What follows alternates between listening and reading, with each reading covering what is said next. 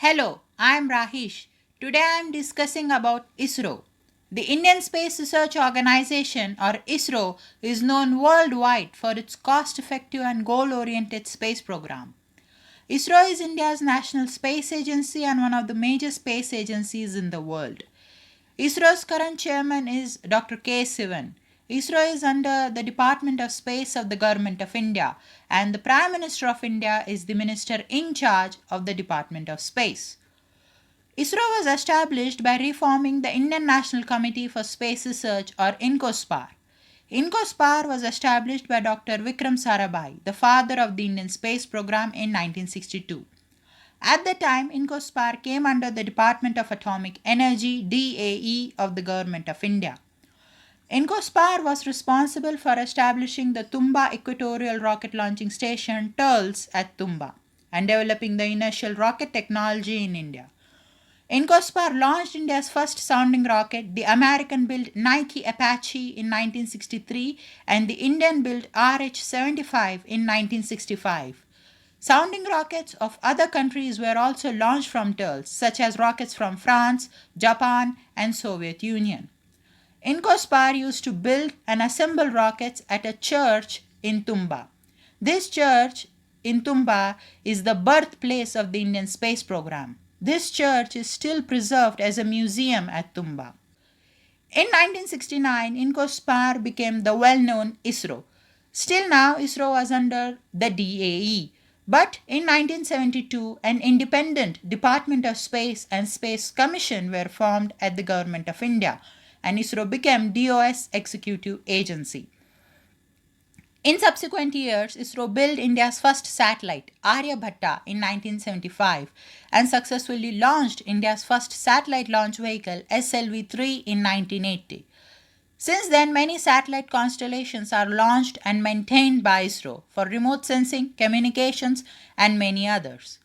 ISRO has also developed many different launch vehicles, because of which India is today self reliant in launching most of its satellites.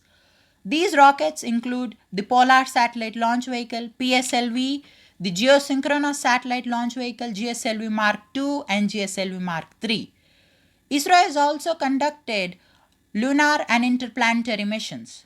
In 2008, ISRO launched India's first mission to moon, the Chandrayaan 1, and in 2019 launched India's second mission to the moon, the Chandrayaan 2, which also attempted a soft landing at the lunar south pole.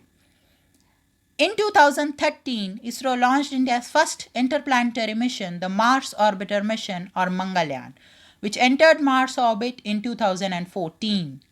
With Chandrayaan 1, India became the first country to discover water on the moon.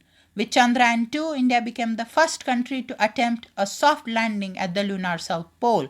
And with Mangalyaan, India became the first country to enter Mars orbit in its first attempt. In 2015, ISRO has also launched India's first space-based observatory, the AstroSat 1. ISRO is now developing India's first manned space mission, the Gaganyaan. Gaganyaan will carry Indian astronauts called Vyomnauts into space on board Indian spacecraft. This mission is scheduled to launch in 2022.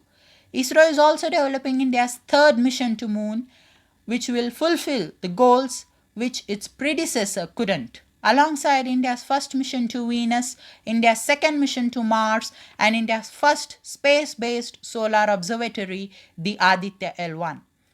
ISRO is also developing new generations of rockets. ISRO is right now developing a semi-cryogenic engine and stage. Reusable Launch Vehicle or RLV is also being developed by ISRO.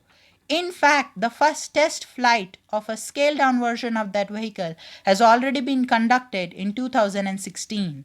ISRO is also developing the Small Satellite Launch Vehicle SSLV, which is scheduled for its first flight before the end of this year. ISRO is also developing many advanced technologies such as the scramjet engines, methane power propulsion systems, ion propulsion system, green propulsion systems, and many others. In 1962, INCOSPAR had an annual budget of 1 million rupees or 10 lakh rupees. And today, ISRO's annual budget is 13,749 crore rupees, which is equal to around 1.9 billion US dollars. This is why ISRO is a cost effective space agency, because if we compare ISRO's budget to other space agencies' budget, ISRO's spendings are much less, but achievements are still great. ISRO's goal is to harness space technology for national development while pursuing space science research and planetary exploration. And ISRO is without any doubt successful in achieving this goal.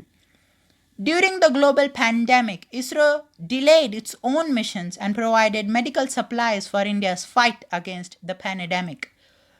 ISRO has achieved big accomplishments in small budget and small time frames, which other space agencies cannot, even with a bigger budget. ISRO started with humble beginnings, and today those humble beginnings have led to the rise of a global space superpower.